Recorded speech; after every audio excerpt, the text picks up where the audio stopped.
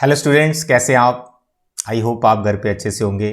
तो मेरे प्यारे बच्चे, जैसे कि हमारा chapter number 3 linear equation in two variable, pair of linear equation in two variable, उसकी सभी एक्सरसाइज हमने कंप्लीट कर दी है इंक्लूडिंग ऑप्शनल। तो आज इस चैप्टर का लास्ट लेक्चर है फ्रॉम एनसीईआरटी। ठीक है, एक्स्ट्रा क्वेश्चन तो अभी हमने बहुत करने हैं, बट एनसीईआरटी का ये लास्ट लेक्चर है इस चैप्टर के लिए। तो आज इस लेक्चर में मैंने एग्जाम्पल्स कुछ ली हैं। टोटल इस चैप्टर की 19 एग्जाम्पल्स हैं। कितनी है? 19। उन 19 एग्जाम्पल्स में से कुछ एग्जाम्पल्स हैं जो बहुत ज़्यादा इंपॉर्टेंट है, तो वो वाली एग्जाम्पल्स मैंने यहाँ सिलेक्ट की हैं। उन एग्जाम्पल्स को मैं आज डिस्कस करूँगा, तो प्लीज़ ये वाली एग्जाम्पल्स भी आप अपनी नोटबुक पे फेयर कर लेना, राइट। तो मैक्सिमम मतलब लगभग सारी जो एग्जाम्पल्स हैं वो वर्ड प्रॉब्लम है, सिचुएशनल प्रॉब्लम है। तो उनसे हम इक्वेशंस बनाएंगे, फिर उनको कैसे सॉल्व करते हैं वो देखेंगे। तो देखिए यहाँ पर सबसे पहले example number 6 of your NCERT, example number 6। This is situational problem. Read करते हैं क्या लिखा है इसमें। कह रहा है Champa went to a sale to purchase some pants and skirts. When her friends asked her how many each she had bought, ठीक है, she answered the number of skirts is two less than twice the number of pants. तो उसका friend पूछता है यार अब तुमने कितनी स्कर्ट्स और पैंट्स ली, तो उसका आंसर क्या है? The number of skirts is two less, the number of skirts is two less than twice the number of pants purchase. एक तो कंडीशन ये बनेगी, दूसरी बार फिर वो कह रही है also the number of skirts is 4 less than 4 times the number of pants she purchased, right. तो ये दो कंडीशन जो हमें दे रखी हैं, इनको हमने अलजेब्रा में कन्वर्ट करना है, यानी मैथमेटिकल इक्वेशंस बनानी है, लीनियर इक्वेशन बनानी है। उसके बाद आप उनको सॉल्व कर सकते हैं, कोई दिक्कत नहीं। तो सबसे पहले आपको यार number of skirts and number of pants को लेट करना पड़ेगा, इट इज़ ऑब्वियस। तो पहले हम स्कर्ट्स को लेट कर लेते हैं और फिर पैंट्स को। तो you can write let the number of skirts be x and number of pants be y। हो गया। अब डायरेक्ट लिखना आपको हमेशा, जैसे मैं बताता हूं, अकॉर्डिंग टू गिवन कंडीशंस। जो भी हमें कंडीशंस दे रखी हैं उनको आपको डायरेक्ट लिखना होता है, ठीक है, ज़्यादा कहानी नहीं लिखनी होती इसमें।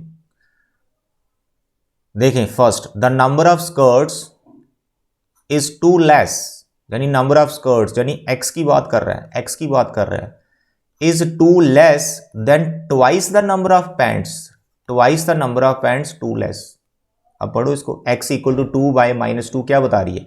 The number of skirts is two less, तो इसलिए मैंने माइनस किया, two less than twice the number of pants. तो पहली स्टेटमेंट ये जो लिखी है उसका मैथमेटिकल ये हो गया equation.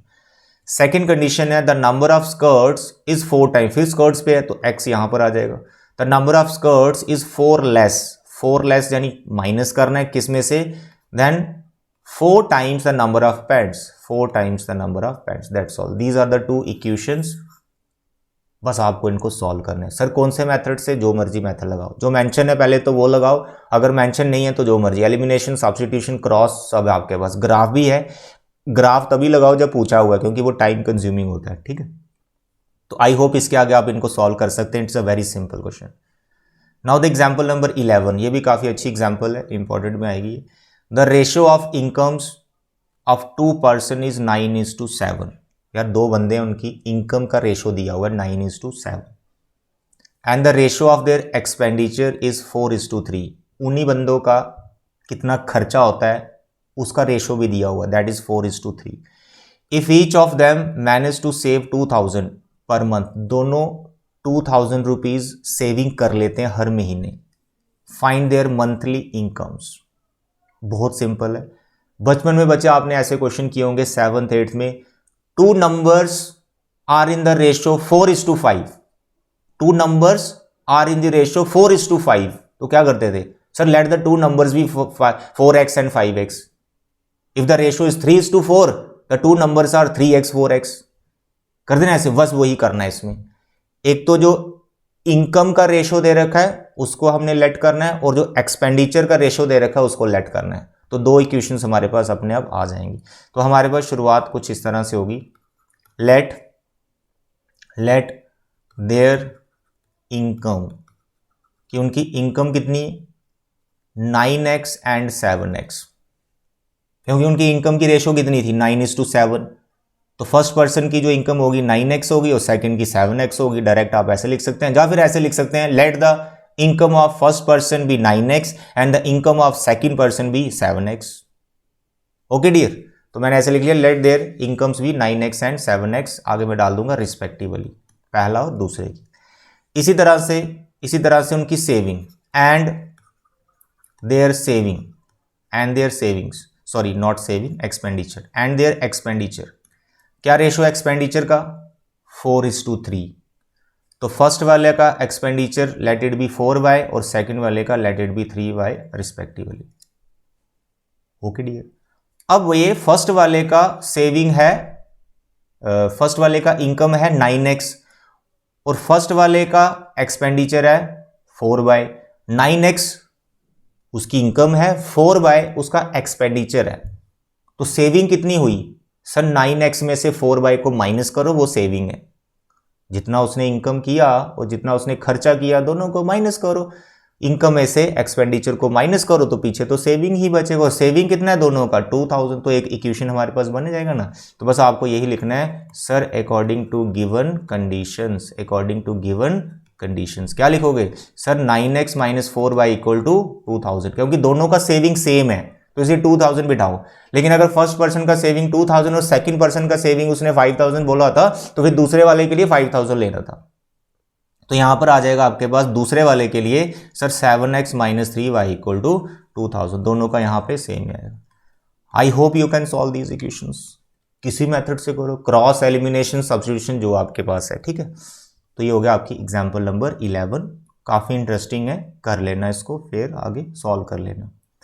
Now the question number 13, ये भी भाई बहुत इंपॉर्टेंट है और इसके बाद जो एग्जाम्पल आने वाली वो इससे भी ज़्यादा इंपॉर्टेंट है, इससे भी ज़्यादा। कौन सी है, डाउनस्ट्रीम एंड, अच्छा ये तो के वाले हो गए, एक हो रहा है ये अपस्ट्रीम एंड डाउनस्ट्रीम में बोर्ड चल रही है ना, ये बहुत इंपॉर्टेंट क्वेश्चन है। तो ये तो पक्का करना आप लास्ट वाला। चलो पहले इसको डिस्कस कर लेते हैं। डिजिट वाला क्वेश्चन है, ये हमने खूब एक्सरसाइज के, जब एक्सरसाइज में था इस टाइप का तो काफ़ी हमने प्रैक्टिस किया था इस पर कि 2 डिजिट के नंबर कैसे बनते हैं, 3 डिजिट के नंबर कैसे बनते हैं, पूरा एक्सप्लेन कर रखा है। तो यहाँ पर भी 2 डिजिट वाला है तो पहले वो नंबर बना लो आप 2 डिजिट का जो उसने पूछ रखा है ना। तो कंडीशन भी एक बार पढ़ लें। The sum of 2 digit number and the number obtained by reversing the digit is 66। कह रहा है जो हमारा नंबर है और उसके डिजिट्स को इंटरचेंज करके जो नंबर आएगा दोनों को प्लस करोगे तो इट इज 66।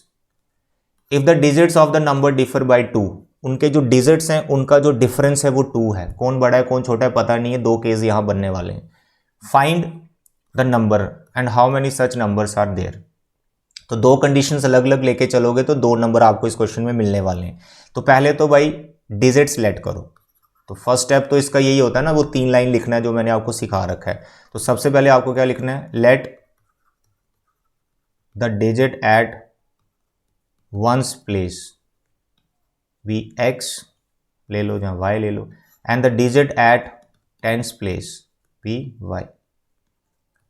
वंस प्लेस पे x बैठा है, टेंस प्लेस पे y बैठा है। तो नंबर कैसे बनता है, देयरफॉर द नंबर, जो आपका नंबर है फिर वो क्या होगा, क्या सिखाया था मैंने, जो टेंस प्लेस पे होता है वो 10 से इंटू हो रहा होता है और जो वंस प्लेस पे होता है वो 1 से इंटू हो रहा होता है और दोनों को प्लस करने से नंबर बनता है। तो आपको इसको ऐसे लिखना है 10y प्लस एक्स। तो this is your required number 10y plus x. y और x निकलेगा तो नंबर भी आ जाएगा। तो पहले हम कंडीशंस लगा लेते हैं अकॉर्डिंग टू गिवन कंडीशंस, सारी एक साथ ही लिख लेंगे। अब वो कंडीशंस क्या है, पढ़ो। First condition, the sum of 2 digit number, यानी इसकी बात कर रहा है 10y प्लस एक्स की, ठीक है। एक तो ये हो गया, and the number obtained by reversing, इसके डिजिट्स को रिवर्स करने से जो नंबर आएगा उनका सम 66 है। Very simple. तो यहां पर फर्स्ट कंडीशन बैठेगी द नंबर, ये वाला, plus the number by obtain reversing the order of the digit, it is obtaining bye reversing the order of the digits. तो यहां पर आपको लिखना है sir 10x plus y, got it. ये आपका रिक्वायर्ड नंबर, या आपका number obtain bye reversing the order of the digits. दोनों को प्लस किया, किसके बराबर बैठेगा सर 66 के बराबर। एक इक्वेशन आपकी यहां से बनेगी एंड इसके साथ दूसरा relation, the digits differ by 2, digits differ by 2, x और वाई जो 2 डिजिट्स हैं उनका डिफरेंस 2 है।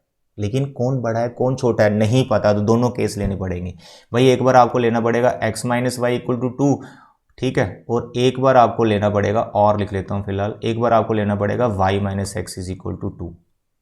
तो ये दो केस इस कंडीशन के बने हैं, इसको इसके साथ सॉल्व करना है। तो पहले मैं इसको सिंप्लीफाई कर लेता हूँ, फिर बताता हूँ आपको कैसे करना है। देखो यहाँ पर आपके पास आ गया 11x, यहाँ आ गया 10y इक्वल 11y, यहाँ आ गया 66। सर 11 कॉमन, तो यहाँ बचा x plus y equal to 66। Sir x plus y, sir 66 तो कैंसिल हो गया, 6 आ गया। इसको आप फर्स्ट इक्वेशन बनाओ। अब इसके साथ आपने सॉल्व किस किस को करना है, ठीक है, इसके साथ एक बार इसको रखना है, एक बार दूसरी को रखना है। तो यहाँ पर मैं लिख देता हूँ, आप इसको करना। Solve x plus y equal to 6, x minus y equal to 2, ठीक है, ये फर्स्ट और ये सेकेंड। एक पेयर आपको ये सॉल्व करना है और दूसरा आपको सॉल्व करना है x plus y equal to 6 and y minus x is equal to 2, ये फर्स्ट, और इसको आप थर्ड बोल दो। I hope it is clear, ठीक है। एक पेयर आपको ये सॉल्व करना है, आपको x y की जो वैल्यू मिलेगी फिर उस नंबर में आपने डाल देना है। नंबर को ना आपका 10y प्लस एक्स, ठीक है, तो नंबर मिलेगा। एक बार आपको इस पेयर को सॉल्व करना है, जो आपको एक्स वाई मिलेगा फिर आप उस नंबर में डाल देना 10y प्लस एक्स में। तो आपको इस तरह से दो नंबर मिलेंगे, क्योंकि यहाँ डिफरेंस वाला क्वेश्चन है ना ये, तो पता नहीं होता कौन सा डिजिट बड़ा है कौन सा छोटा है। तो दो केस लेने पड़ते हैं, x माइनस वाई 2 भी लेना पड़ेगा और y माइनस एक्स 2 भी लेना पड़ेगा। ओके डियर, यानी एक तरह से दो क्वेश्चन आपको यहाँ पर ये सॉल्व करने पड़ेंगे। काफ़ी इंपॉर्टेंट क्वेश्चन है, काफ़ी इंपॉर्टेंट है। आई होप आपको ये क्लियर हो गया, ठीक है। नंबर लेट करना है, कंडीशंस लगानी है, दो केस बन गए हैं, सॉल्व करना है। Very good. Now the next is example number 15। Very simple, same 3.6 का क्वेश्चन नंबर 2, दो पार्ट, आराम से हमने उनको समझ लिया था, वही क्वेश्चन है ये, कंडीशंस डिफरेंट है। तो यहाँ कह रहा है कि what is the value of p for which this pair giving unique solution, ये यूनिक सोल्यूशन प्रोवाइड करेगा। तो बताओ p का वैल्यू क्या होगा। तो भाई इसमें कुछ नहीं, आपको यूनिक सोल्यूशन वाला कंडीशन याद होना चाहिए। तो you can write for unique solution. बताइए यूनिक सोल्यूशन का क्या कंडीशन था। Sir a1 by a2 is not equal to b1 by b2, बस यही कंडीशन लगाना है। Can you tell me a1 है सर 4, a2 सर 2, तो आपको लिखना है sir 4/2, not equal to b1 b2, sir p और 2, सर ये p और 2 क्रॉस मल्टीप्लाई करो, sir 2p is not equal to 8, sir p is not equal to 4। तो यही इसका आंसर है, बट आपको यहाँ लिखना पड़ेगा p can take any real value, p can take any real value except who 4। p को 4 मत लेना, बाकी कुछ भी ले लो। अगर 4 लोगे तो यूनिक सोल्यूशन नहीं आएगा, कुछ और लोगे तो पक्का यूनिक आएगा। आप करके इसको देख लो, ठीक है। जैसे देखो p की जगह 4 लिखोगे तो आपको दिख रहा है 4/2 सेम रेशो बैठ रही, तो सेम रेशो नहीं बैठनी चाहिए, तो 4 के अलावा जो मर्जी डालो यूनिक ही आएगा। तो ये चीज़ लाइन में एंड में जरूर लिख देनी, p can take any real value except 4 नहीं लेना, बाकी कुछ भी ले लेना। ओके डियर, काफ़ी छोटा सा है बट अच्छा क्वेश्चन है, इंपॉर्टेंट क्वेश्चन है। नाउ द एग्जाम्पल नंबर 16, ये भी काफ़ी इंपॉर्टेंट एग्जाम्पल है। इसमें प्रॉब्लम क्या है कि यार k की ना कुछ एक्स्ट्रा वैल्यूज़ भी आती हैं, बाद में वो रिजेक्ट हो जाती हैं, बट उनको बच्चा फाइंड ही नहीं करता, तो वहाँ से आपका नंबर कटेंगे। फाइंड तो करना है ना, रिजेक्ट हो गई वो बात अलग है। तो यहाँ पर सेम क्वेश्चन है, बस इनफिनाइट मैनी की कंडीशन लगानी है, तो वो हमें पता नहीं चाहिए। तो फॉर इनफिनाइट मैनी सॉल्यूशंस, अब बताओ इनफिनाइट मैनी सॉल्यूशंस की क्या कंडीशन है। Sir a1 by a2 is equal to b1 by b2 is equal to c1 by c2, ये इनफिनाइट की कंडीशन। अब बताओ a1 a2 सर k और 12, तो आ गया k by 12, b1 b2 sir 3 and k, sir 3 by k is equal to sir this constant term minus k minus 3 minus k। Infinite में तीनों इक्वल है, तो इनफिनाइट में क्या सिखाया है, 3 केस बनाओ, 2 से काम नहीं चलेगा, 3 केस बनाओ, तीनों केस को सॉल्व करो, k की पॉसिबल वैल्यूज निकालो। अब वो 3 केस क्या है, बड़ी सिंपल वे में आपको बता दूंगा। सबसे पहले आपने फर्स्ट 2 को इक्वल रखना है, दूसरे केस में आप सेकंड और थर्ड को इक्वेट कर लो, इसका माइनस माइनस कैंसिल कर दो, और तीसरे केस में आप फर्स्ट वाला और थर्ड वाला ले लो। दैट्स ऑल, ये हैं आपके 3 केस। और ये क्वेश्चन बड़े ही छोटे बन गए प्रीवियस क्लास के, बस इनको आपको सॉल्व करना है। तो यहीं पर मैं आपको करके बता देता हूँ। k square is 36 and what is k, 6 and minus 6। I hope आपको ये पता है 6 और -6 क्यों आया, क्योंकि 6 का स्क्वायर भी 36 होता है और -6 का स्क्वायर भी 36 होता है। जब भी यहाँ पर इवन पावर होगी ना, जैसे के स्क्वायर है, तो यहाँ पर दो पॉसिबिलिटीज बनती है, एक प्लस के लिए और एक माइनस के लिए, जो भी वैल्यू निकल रहा हो। तो यहाँ पर के की दो वैल्यूज आई, एक 6 आया और एक -6 आया। अब देखो दूसरे से क्या निकलेगा, क्रॉस मल्टीप्लाई। अब किसी बच्चे ने बोला सर के और के को उड़ा दो, नहीं करना कैंसिल। जिसको आप फाइंड कर रहे हो उसको वैसे ही कैंसिल नहीं करना, हमारा एक सोल्यूशन कम हो जाता है। तो इसलिए इसको ऐसे के को कैंसिल नहीं, नंबर हो ना कोई नॉन नंबर हो जिसको जानते हो आप 5 है, that you can eliminate. But जिसको आप फाइंड कर रहे हो उसी को उड़ा दोगे तो ऑब्वियसली यार सोल्यूशन कम हो जाएगा। तो इस के को नहीं हटाना है, तो क्रॉस कर देना है इसको। 3k उधर चला गया सर, के स्क्वायर माइनस 3k। थोड़ा और सिंप्लीफाई करो सर, के स्क्वायर, ये 3k उधर गया, 6k इक्वल टू 0। सर के कॉमन, k -6 इक्वल हो गया ना फैक्टराइज, पॉलिनोमियल में किया आपने, दो फैक्टर बन गए। तो एक आपका आ गया k0 और दूसरे फैक्टर से आया k6। देखो यहाँ से 0 6 आ गया, यहाँ से 6 -6। अब तीसरा केस बचा सर, यहाँ पर आ गया के स्क्वायर 12k -36। सर के स्क्वायर -12k 36 इधर आ गया। सर ये तो आइडेंटिटी बन गई, कौन सी, k -6 का होल स्क्वायर। तो k इक्वल टू 6 यहाँ से आ गया। अब देखो टोटल वैल्यूज कितनी आई हैं के की, देखो 3 वैल्यूज आई हैं, एक -6 आई है, एक 0 आई और एक 6 आई है। 6 तो तीनों में आ रहा है, यहां भी आ रहा है, यहां भी आ रहा है, यहां भी आ रहा है, 6 तीनों में आ रहा है, लेकिन 0 और -6 भी आ गया है। तो अब आपको क्या करना पड़ेगा, वही वैल्यूज रखनी है जो इन तीनों को इक्वल कर रहा हो, जो इन तीनों के इक्वल कर रहा हो, यानी जो इनफिनिट मैंने सोल्यूशन दे रहा हूं आपको के वही रखना है। तो आपको क्या करना है, जैसे के -6 डाल के देखो, यहाँ -6 डाल के देखो के इस रिलेशन में, तो अगर तीनों इक्वल आ रहा है तो -6 रखना है। फिर रखो 0 डालो, इसमें 0 डालो, यहाँ 0 डालो, यहाँ 0 डालो, तो अगर तीनों इक्वल आ रहे हैं फिर 0 भी रखना है। लेकिन अगर आप यहाँ पुट करके देखो तो -6 और 0 इसको सेटिस्फाई नहीं करेगा, यानी -6 और 0 ये तीनों इक्वल नहीं दिखाएगा। आप पुट करके देख सकते हैं, बड़े छोटी सी ये वैल्यूज है। तो आपको लिखना है only k equal to 6 satisfy कर जाएगा। Only k equal to 6 satisfied given condition. Condition कौन सी, इनफिनाइट वाली। तो सिर्फ 6 ने ही सेटिस्फाई किया है, तो इसलिए k इक्वल टू 6 हमारा रिक्वायर्ड वैल्यू है। ओके डियर, ध्यान रखना इस क्वेश्चन का, it is very important question. अब आ गया जी आपका last question and it is very very very important, बहुत इंपॉर्टेंट है। बोर्ड एग्जाम में भी ये क्वेश्चन आ रखा है, बहुत सिंपल क्वेश्चन है ये। देखिए इंपॉर्टेंट है और सिंपल भी है काफी। बोट की कहानी है, नदी में बोट बह रही है, कैसे चल रही है सर, अपस्ट्रीम एंड डाउनस्ट्रीम चलती है, 10 घंटे टोटल लगाती है सर। अपस्ट्रीम में 30 किलोमीटर और डाउनस्ट्रीम में 44 किलोमीटर, तो टोटल टाइम लेती है 10 आवर। दूसरी बार क्या होता है कि उसको टोटल टाइम लगता है 13 आवर्स, अपस्ट्रीम में वो 40 किलोमीटर आती है और डाउनस्ट्रीम में वो 55 किलोमीटर जा रही है। कह रहा है find the speed of the stream and that of the boat in still water. Boat की अपनी स्पीड कितनी है वो फाइंड करनी है और वाटर की स्पीड कितनी है वो फाइंड करनी है।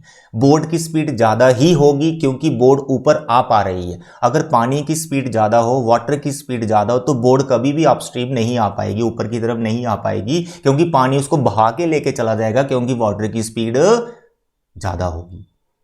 तो बोट की स्पीड ज़्यादा ही है, यह हमें पहले से पता है। तो इसमें 4 स्टेटमेंट लिखनी होती हैं, जो मैंने आपको एक्सरसाइज के क्वेश्चन जब करवाए थे तब भी समझाया था। तो वो 4 स्टेटमेंट क्या हैं हम जल्दी से लिख लेते हैं। पहला, let the speed of boat in still water. Still मतलब रुका हुआ अगर पानी होगा, इसको आप बोलते हैं बोट की एक्चुअल स्पीड, जिसमें पानी की स्पीड इन्वॉल्व नहीं है। The speed of boat in still water be x kilometre per hour. एक स्टेटमेंट ये लिखनी है। फिर वाटर की स्पीड लेट करनी है, आवर्स। फिर वाटर की स्पीड है, द स्पीड ऑफ वाटर या speed of current you can write y kilometre per hour. ठीक है, the speed of water the speed of stream the speed of current equal to y kilometre per hour. 2 लाइनें होगी। तीसरा मैंने आपको बताया था रिलेटिव स्पीड निकालनी। Relative speed of boat in downstream, मतलब जब बोट डाउनस्ट्रीम बोले तो जिस तरफ पानी जा रहा है, जिस तरफ वाटर का फ्लो है, बोट भी उसी तरफ जा रही है, तो दोनों की स्पीड टोटल हो जाती है। ठीक है, that is called relative speed during downstream. तो अब यहां पर टोटल स्पीड कैसे लिखनी है, x plus y kilometre per hour. 3 statement हो गई। फोर्थ स्टेटमेंट आपको क्या बोली थी मैंने, अपस्ट्रीम की स्पीड भी तो निकालनी है, relative speed of boat in upstream.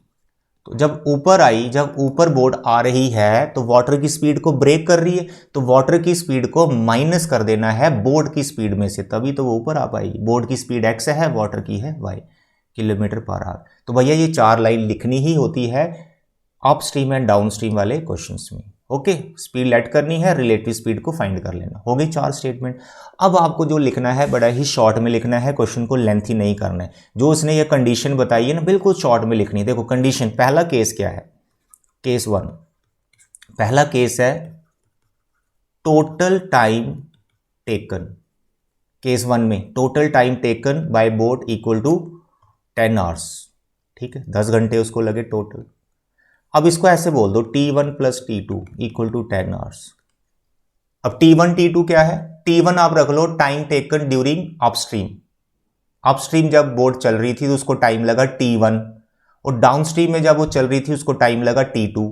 तो टोटल टाइम हो गया 10 घंटे, तो हमें गिवन है अपस्ट्रीम और डाउनस्ट्रीम का total time is 10 hours.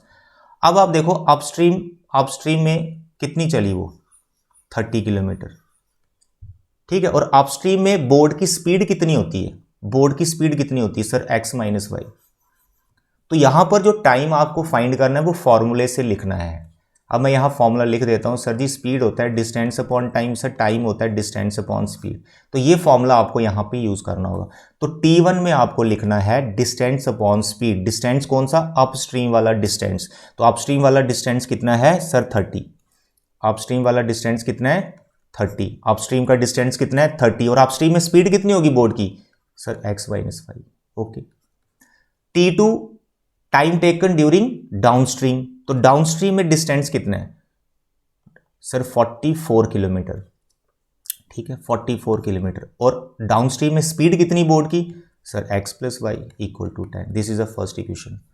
Lengthy नहीं करना, इतना ही शॉर्ट लिखना है। ये जो 30 बाय x माइनस वाई है ये टाइम ही बता रहा है, क्योंकि ये डिस्टेंस अपॉन स्पीड लिखा हुआ है। 44 अपॉन एक्स प्लस वाई क्या है, ये टाइम ही बता रहा है, क्योंकि ये क्या है, डिस्टेंस अपॉन स्पीड है, डाउनस्ट्रीम और ये upstream.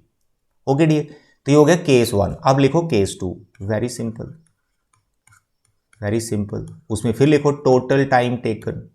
Total time taken case 2 में कितने घंटे लगे थे, 13 आवर्स। Total 13 hours. ठीक है, T1 अपस्ट्रीम का टाइम, T2 डाउनस्ट्रीम का टाइम 13 आवर्स। अपस्ट्रीम का टाइम डिस्टेंस देखना पड़ेगा, 40 किलोमीटर। 40 किलोमीटर तो ऊपर कितना है वो, 40 किलोमीटर। स्पीड कितनी है तब, x माइनस वाई। अपस्ट्रीम में तो x माइनस वाई। डाउनस्ट्रीम में डिस्टेंस कितना लिया सेकेंड केस में, डाउनस्ट्रीम में 55 किलोमीटर। Sir it is 55। और डाउनस्ट्रीम में स्पीड कितनी होती है बोर्ड की, x प्लस वाई। तो ये क्या है, distance upon speed. It is a time 1, it is distance upon speed, is a time 2। Total time equal to 13 hours, that's all. तो can you solve these 2 pairs, yes sir. 3.6 को याद करो, उसमें जो क्वेश्चंस मैंने करवाए थे फर्स्ट क्वेश्चन के 8 पार्ट्स थे, हर एक पार्ट हमने अच्छे से समझा हुआ है, तो इनको आगे हम कैसे सॉल्व कर सकते हैं। ओके डियर, तो अगर इनको सॉल्व करना नहीं आता तो उस लेक्चर को आपको देखना पड़ेगा कि इनको कैसे हम लेट करके लीनियर में कन्वर्ट करेंगे। देन हम इनको सॉल्व करने के बाद, रिप्लेसिंग करने के बाद फिर हमें एक्स और वाई की वैल्यू मिलती है। तो ये थी बच्चे कुछ एग्जाम्पल्स इस चैप्टर की। इसी के साथ हमारा ये चैप्टर कंप्लीट होता है। एक्स्ट्रा क्वेश्चंस हमने बहुत सारे करने हैं, बट पहले मेरा टारगेट है कि मैं आपके फर्स्ट 4 चैप्टर्स जो है एनसीईआरटी से करवा दूं, उसके बाद फर्स्ट 4 चैप्टर्स के ही हम एक्स्ट्रा क्वेश्चंस की सीरीज स्टार्ट कर देंगे। ओके डियर, तो बच्चा आज के लिए इतना ही। Thank you and god bless you.